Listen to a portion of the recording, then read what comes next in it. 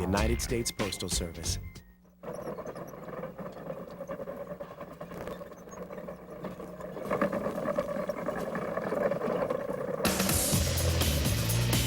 .370 Fortune 500 companies outsource with Kinko's every day. From NBC News in Washington, this is Meet the Press with Tim Russert. Our issues this Sunday: the alleged Washington area snipers, John Allen Muhammad and John Lee Malveaux, charged with 6 counts of first-degree murder. Montgomery County was the community most affected and most impacted by the sniper shootings. We'll talk to the man who wants to prosecute them first, Maryland State's Attorney Douglas Gansler. Then, what went on in their minds? What clues cracked the case? What lessons did we learn? With us, the author of The Psychopathic Mind, Dr. Reed Malloy, criminal justice professor, Dr. Scott Thornsley, and former FBI agent, Chris Whitcomb. Then on to politics. Only 9 days to the midterm elections. Will terrorism, Iraq, or the economy be the controlling issue? With us, for the Democrats, former Clinton campaign manager, James Carville. For the Republicans, former Speaker of the House, Newt Gingrich. Carville and Gingrich, face to face.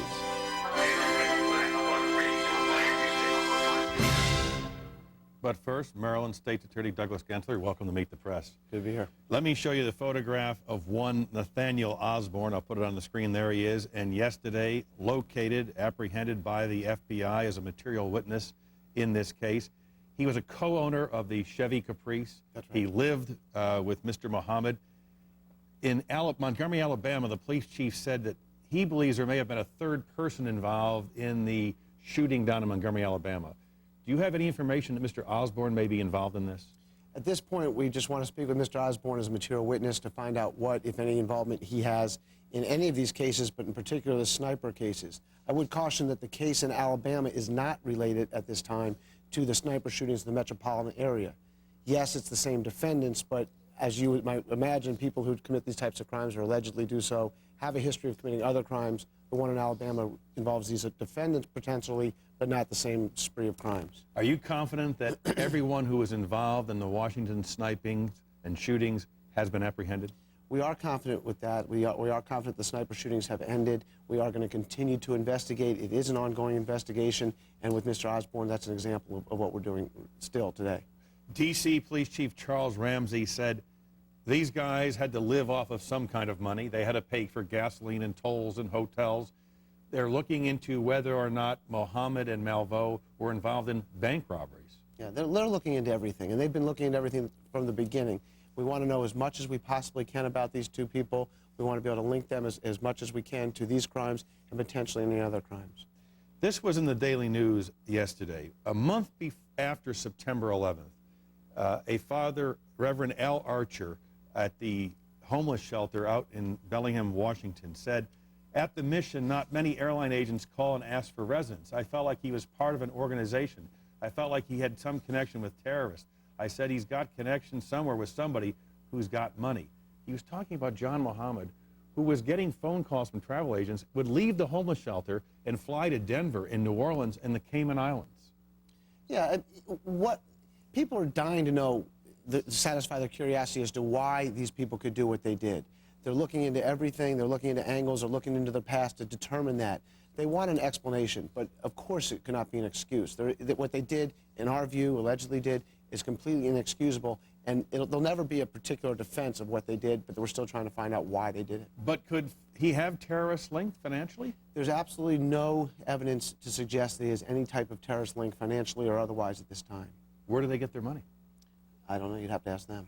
They certainly didn't have a lot of money. They were living in their car, for example, during the course of this spree. When you made your announcement on Friday that you wanted to be the first to prosecute because 6 of the murders took place in Montgomery County, there was a decidedly frigid response from others in the law enforcement community. This is the way NBC Nightly News reported it. Watching the news conference at the Justice Department, federal prosecutors privately accused Gansler of breaking an agreement not to file charges until the feds decide if they want to take over the case. In unusually harsh language, one federal official accused Gansler of, quote, exploiting this tragedy for political purposes. Did you break an agreement? No, there was no agreement. I'm unaware of any agreement. I'd love to know what they're talking about and with whom such an agreement would have been made.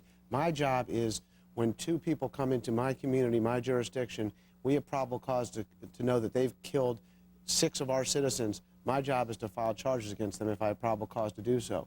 In terms of the political situation, it's interesting. I actually have no opponent, so that would be a difficult thing to exploit for political purposes. But more importantly, politics should never enter into any prosecutorial decision or any prosecutorial discretion. And finally, in terms of politics, I was elected 4 years ago, and my job is to protect the citizens of our community. And by doing my job, which is filing these charges, people then say, well, I'm doing it for political purposes. I think that's somewhat disingenuous. You will not run for Attorney General of the state of Maryland? I may run for Attorney General of the state of Maryland someday way into the future. I enjoy the juxtaposition of law and politics, but certainly that's not on my mind at this time. Many concerns about Maryland and whether or not these gentlemen would receive the death penalty. And this is what the Baltimore Sun said. There are other potential problems with a Maryland death penalty trial in the sniper case. To seek the death penalty, prosecutors must prove one of 10 aggravating factors. The one factor that most closely fits this case allows prosecutors to seek the death penalty when multiple homicides result from the, quote, same incident. But experienced prosecutors and legal experts say the sniper attacks in the state, coming at different times and locations, did not appear to fit that description. Stephen Bailey, a deputy state's attorney in Baltimore County, said a prosecutor could argue that the shootings constitute a single incident, but he said because there's no state case law on the issue, the argument could carry risk on appeal. The danger in doing that is the Court of Appeals in Maryland could have always taken a very narrow view of interpreting criminal statutes away from the state and to the defendant, Bailey said. That means the prosecutor and victims' families could go through long death penalty proceedings only to see the sentence overturned. Why take a risk? Why not let the federal government go forward and prosecute these men and get the death penalty? Well, there's a couple issues that are loaded into that. First of all, there is no risk. It's our view that it is the same incident, and the case law is clear on that. It's a jury determination, and we would feel that a jury would understand that 4 murders committed during a 2-hour and 12-minute period would constitute, in fact, the same incident in terms of it's not like he murdered somebody, then days later came back and murdered somebody else. We are able to try 6 cases at once. No other jurisdiction is able to do that. Because the Virginia jurisdictions only have 1 homicide in each of those jurisdictions. The federal issue is a whole separate issue. That's a whole separate issue regarding the death penalty. The federal government would have to find a way to pigeonhole local cases, which murder is a local crime, into a federal statute somehow. They'd have to figure out how to prosecute juveniles, which the federal government does not do. And in addition, they'd have to figure out how to prosecute these cases without committing double jeopardy upon the local Virginia jurisdictions. That's going to be a hard burden for them to do. Well, under the Hobbs Act, because there was extortion and a murder, they could easily prosecute. They'd have to show that extortion was the motive for this crime spree. And they would have to show that the letter that showed up after the 13th or 14th shootings actually applied to the entire situation. And by doing so, they'd have to use the Virginia facts, which would preclude the local Virginia jurisdictions from ever prosecuting these cases. But the bottom line, the feds have control of the bodies. They do have control of the bodies, and I think they're going to do the right thing. They've done the right thing from the beginning. The Department of Justice has been wonderful in this case in providing federal agents for the investigation. They'll do the right thing at this time. What's the right thing? Well, I think to give it to the local jurisdictions with the support of the federal government. I think that's what they'll do. There's a headline in the Virginian papers today saying Malveaux called primary shooter. He's the 17-and-a-half-year-old.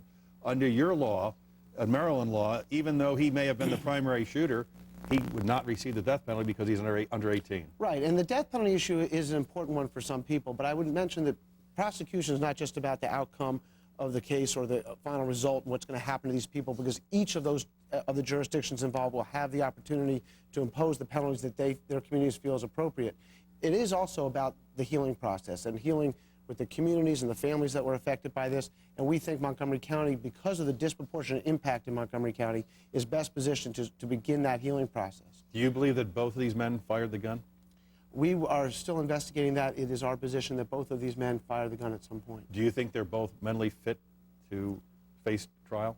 We can't make that assessment, obviously, this time. We don't know enough about them. How difficult a case will this be to prove? We obviously feel we have probable cause to prove it. That's why we filed our charges.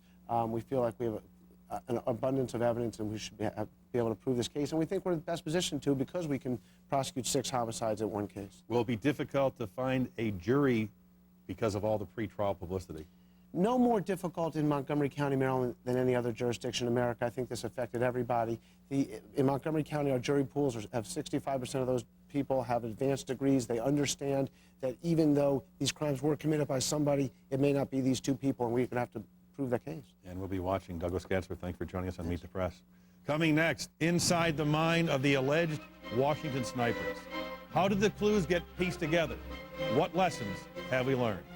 Then the midterm elections just 9 short days away. Democrat James Carville, Republican Newt Gingrich. Square off. Big issues, big differences, all coming up on Meet the Press. Roll over your 401k? Of course. But it's not like you're going to let it just sit there. No, you're going to push it and prod it and make demands on it. Then you're going to put it in the hands of money managers Who won't give it a moment's rest. Yeah, you're going to roll over your 401k. You're just going to make sure it doesn't roll over and play dead. Call a Fidelity Retirement Specialist to roll over your 401k. Because you're not just invested, you're personally invested. So this guy from Iceland walks into GE and says he needs 500,000 kilowatts of power in the middle of nowhere. Then a customer calls from Dublin and says she needs to finance computers for half the kids in Ireland. At GE, our people hear 2 words. I need. And that's all they need to know. A customer needs answers and needs them now. And together, there's no problem we can't solve. Yeah, we can even do that. This just in. Liberals and conservatives agree? Oregon voters twice overwhelmingly passed campaign finance reforms. The judges threw them out. We passed term limits for career politicians. The judges threw them out, too. Judges need to respect the voters. They will if enough of us sing this song. Vote yes on 21 and 22. Stop the judges from screwing you. Committee. What if a local sports network was at your fingertips? ESPN Clubhouse gets you the inside scoop. Get all the local news and stories on your team. Any sport, anytime. Pros, college, it's your call. Log on to ESPN.com and link to your favorite clubhouse today. Sponsored locally by Tonkin.com. Link through the Blazer Clubhouse on ESPN.com to Tonkin.com. Check out the new financial tools at CNBC.com on MSN. Get late-breaking market reports, guided research, in-depth stock and mutual fund information, and more. Powerful, convenient, accurate. It's no wonder it's the useful financial site on the web. Log on now to CNBC.com on MSN.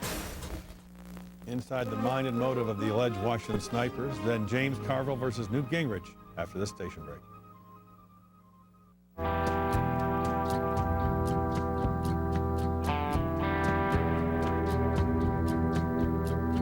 What can handlebars teach us about financial relationships?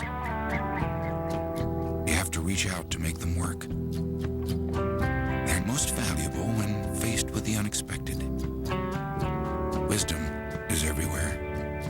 Uncommon wisdom is knowing how to apply it. Wachovia Securities. So this guy from Iceland walks into GE and says he needs 500,000 kilowatts of power in the middle of nowhere. Then a customer calls from Dublin and says she needs to finance computers for half the kids in Ireland. At GE, our people hear 2 words. I need. And that's all they need to know. A customer needs answers and needs them now. And together, there's no problem we can't solve. Yeah, we can even do that.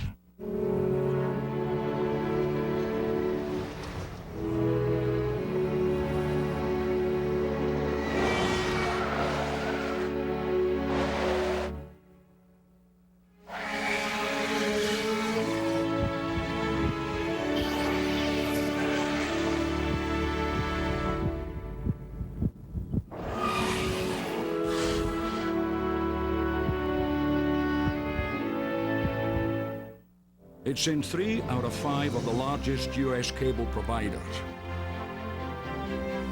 and delivers almost 1 billion visitors a month to the world's top internet destinations. What are these companies building into their business?